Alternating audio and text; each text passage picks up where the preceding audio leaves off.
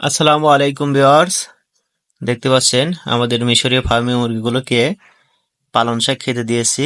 মুরগিগুলোর বয়স বর্তমানে 52 দিন চলছে। দেখতে পাচ্ছেন এরা কত সুন্দর করে পালন শাক খাচ্ছে। পালন শাক সহ সব ধরনের শাকসবজিরা খায়। দেখতে পাচ্ছেন কত সুন্দর করে এরা শাকগুলো খাচ্ছে এবং মুরগিগুলো দেখুন কত সুন্দর। প্রত্যেকটা মুরগি একই রকম কালার। দেখতে পাচ্ছেন কত সুন্দর মুরগিগুলো।